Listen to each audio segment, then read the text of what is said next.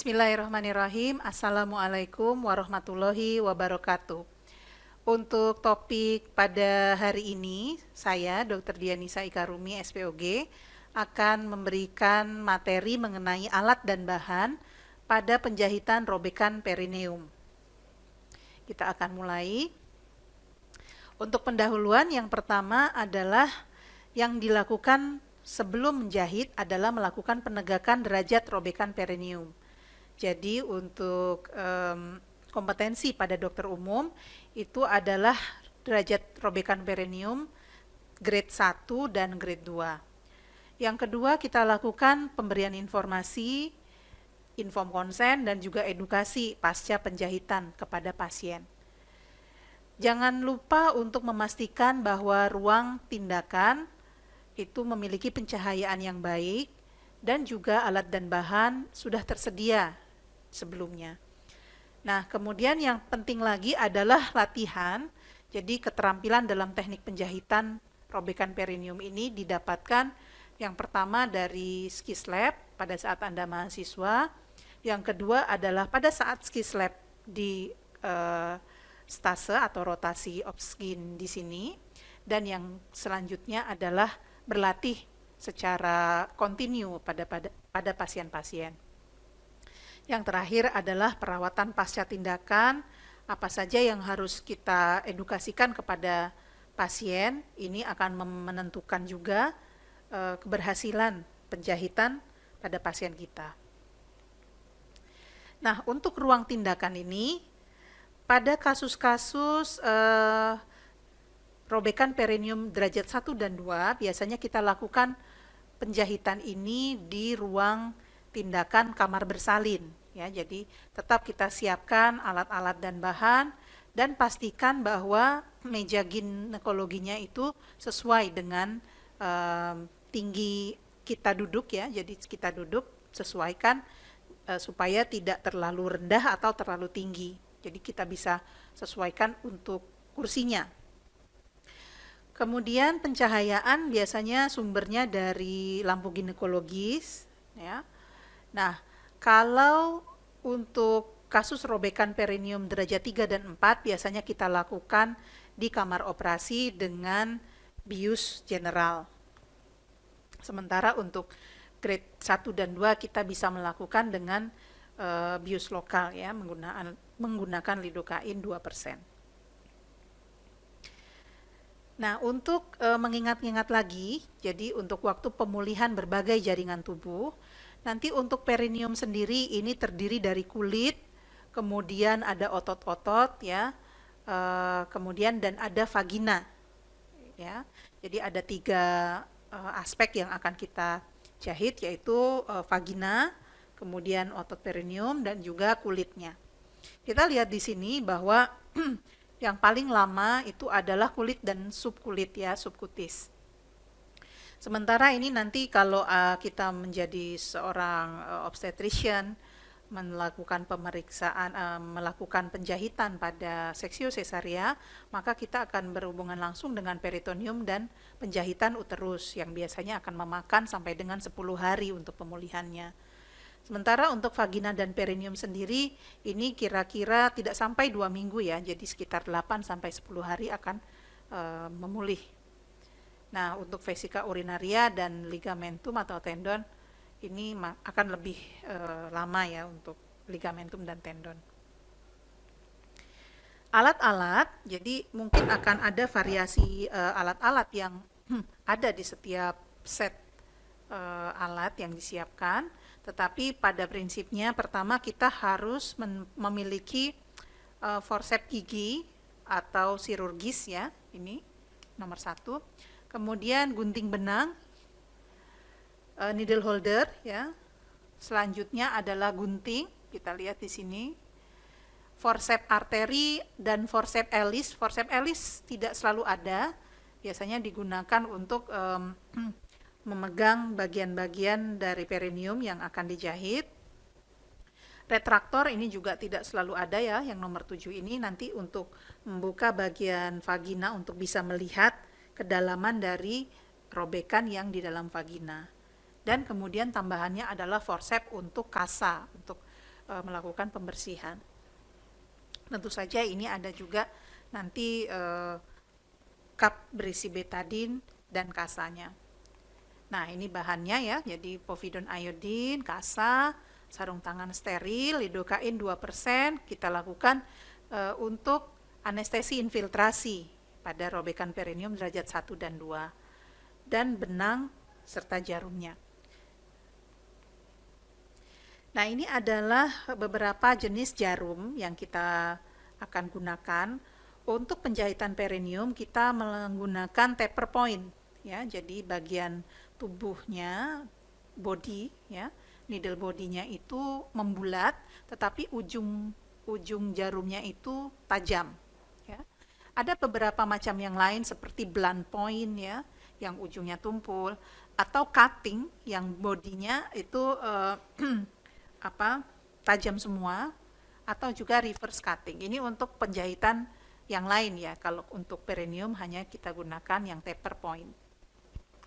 Kemudian jadi untuk jarum sendiri kita bisa lihat di sini ada panjang dari kurvatur ya, kelengkungan dari jarumnya itu sendiri. Kita sebut yang paling ujung itu adalah ujungnya, point ya, point of the needle. Kemudian body of the needle yang tengah-tengahnya. Kemudian ada yang namanya diameter dari jarum. Jadi ini bervariasi. Nah, dan ini nanti akan menyesuaikan tergantung organ apa yang akan kita jahit ya. Kemudian ada shaftnya atau pangkal dari jarumnya. Kemudian kita lihat di atas itu adalah benangnya. Nah, untuk benang dan jarum ini biasanya menjadi satu yang kita sebut dengan atraumatic needle ya. Jadi sudah jadi satu, tidak yang harus kita masukkan terlebih dahulu ya. Nah, kemudian untuk bentuknya juga bervariasi. Yang sering kita lihat ini adalah yang setengah lingkaran ya, ada 5/8, ada 1/2, 3/8 ya, 1/4. Kemudian ada bahkan yang straight needle ya. Jadi ini bermacam-macam jenis jarum. Bagaimana dengan benang ya? Ini jadi ada beberapa jenis benang itu. Ada yang monofilamen, ini terdiri dari satu filamen benang. Kemudian multifilamen, ini terdiri dari beberapa filamen benang yang dipintal menjadi satu pintalan. Ada juga yang dia sebenarnya multifilamen, tetapi kemudian ada coated, ada dilapisi lagi menjadi seolah-olah satu filamen, atau kita sebutnya coated pseudo monofilamen ya, dilapisi seperti selongsong begitu ya, tube like coating. Dan ada juga multifilamen coated. Jadi setiap filamen benang itu di coating dulu, kemudian dipilih menjadi satu ya. Jadi ini ada beberapa indikasi atau kriteria bagaimana kita mau menggunakan yang mana gitu ya. Saya berikan contoh misalnya untuk menjahit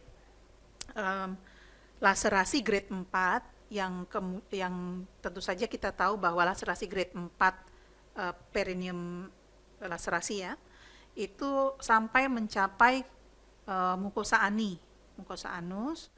Nah, pada penjahitan mukosa anus ini, kalau kita menggunakan multifilamen, maka akan beresiko terjadinya infeksi. Mengapa? Karena multifilamen ini berarti permukaan benangnya banyak, lebar ya. Kalau kita lihat maka dia akan memperlebar luas permukaan benangnya, sehingga akan banyak sekali kemungkinan bakteri-bakteri yang bisa menginfeksi di daerah situ. Jadi pada penjahitan mukosa ani misalnya, itu kita sebaiknya menggunakan yang monofilamen ya, atau coated pseudo monofilamen gitu. Nah, dan benang ini selain tadi ada multi dan monofilamen, bisa juga dibagi menjadi absorbable yang dapat diserap dan yang tidak dapat diserap atau non absorbable ya. Dan benang yang diserap ini sendiri juga ada yang sintetis, ada yang natural ya. Jadi kita lihat seperti contohnya catgut, ini materialnya adalah submukosa dari usus domba. Ini tentu saja natural ya, natural absorbable. Kemudian chronic catgut ini masih natural tetapi dia dilapisi dengan kromik. Nah, contoh yang lain seperti polyglactin ini ya, namanya Vicryl atau polyglactin 910 ini, itu adalah yang sintetik yang dapat diserap ya. Ada contoh-contoh yang lain seperti polyglycolic acid, kemudian glycolic acid, polyester dan yang lainnya ya. Jadi ini penggunaan benang-benang yang dapat diserap. Untuk penjahitan perineum kita biasa menggunakan adalah catgut, kromik dan juga polyglactin. Kemudian benang yang tidak dapat diserap, ini contohnya mungkin sudah familiar dengan silk. Ini materialnya adalah sutra, jadi natural non-absorbable. Ini yang biasanya digunakan untuk menjahit kulit ya. Kalau Anda latihan di skis lab, itu yang berwarna hitam benangnya. Nah, kemudian ada contoh-contoh benang yang lain seperti nilon, prolin, polyester, dan yang lainnya ya. Jadi ini adalah strukturnya ya, contohnya ada yang monofilamen, ada yang multifilamen, atau braided multifilamen. Nah, untuk penjahitan perineum sendiri kita menggunakan absorbable yang tadi ya, contohnya catgut kromik ataupun polyglactin, dan tidak menggunakan benang yang tidak dapat diserap. Nah, bagaimana dengan rekomendasi? Kita lihat dari RCOG tahun 2004 ini memberikan rekomendasi berdasarkan penelitian randomized control trial. Randomized control trial tersebut membandingkan penggunaan polyglactin 910 atau polyglycolic acid dibandingkan dengan catgut. Nah, ternyata penggunaan polyglactin 910 ini lebih baik ya dibandingkan dengan catgut untuk satu, menurunkan nyeri perineum jangka pendek, kedua untuk menurunkan penggunaan analgetik dalam 10 hari pertama, dan menurunkan angka dehisensinya ya. Jadi RCOG menyarankan untuk menggunakan benang sintetis dengan rekomendasinya A. Tapi kita lihat di sini bahwa tidak berbeda antara penggunaan polyglactin dengan catgut dalam kejadian dispareunia atau nyeri pada saat senggama. Nah, untuk materi benang sendiri ya tadi sudah kita sampaikan bahwa pemilihan materi benang yang akan digunakan ya terutama untuk penjahitan perineum itu kita dasarkan pemilihannya dari apakah reaksi jaringannya bisa diminimalisir ya. Kemudian dapat segera diserap setelah luka menyembuh. Jadi kita tadi membandingkan antara lamanya suatu luka akan sembuh dengan penggunaan benang yang absorpsinya lebih yang sesuai ya dengan karakteristik jaringan tertentu. Jadi contohnya di sini ya adalah yang absorbable seperti catgut, polyglactin ya, atau polyglactin yang baru ya, ini ada contoh mereknya ya seperti Vicryl dan Vicryl Rapid. Yang terbaik adalah yang masa serapnya singkat sesuai dengan jaringan yang akan dijahit. Nah, ini kita lihat ada beberapa jaringan yang berkaitan dengan robekan perineum. Kita lihat di sini mulai dari yang mukosa anus ya, kemudian ada otot sphincter ani baik eksterna maupun interna, kemudian otot-otot perineum, dan yang terakhir adalah mukosa vagina dan perineum. Di sini ada beberapa jenis benang yang direkomendasikan, nah, sesuai juga dengan yang rekomendasi RCOG tadi, itu adalah polyglactin. Dengan ukuran benangnya, jadi ini benang juga ada ukurannya ya, jadi kalau misalnya semakin kecil itu misalnya 30, kemudian di sini yang kita pakai adalah yang ukurannya 30 dan 20. Nah, ini adalah contoh Misalnya kita mau menggunakan atau mencari material benang berserta dengan jarumnya, yaitu yang atraumatic needle tadi, itu didasarkan misalnya kita akan menjahit perineum. Nah, nanti kita menggunakan misalnya polyglycolic acid 20 dengan taper cut needle 35 mm. Nah, jadi dalam satu atraumatic needle itu kita sudah bisa tentukan jenis jarumnya, kemudian jenis benangnya, ya, ketebalan benangnya, dan juga kelengkungan dari jarum yang kita inginkan, ya. Nah, ini adalah beberapa contoh sediaannya, ya, plain catgut, chromic catgut, ya, kemudian polyglactin, polyglycolic acid, ya, sampai benang-benang sintetik yang lainnya.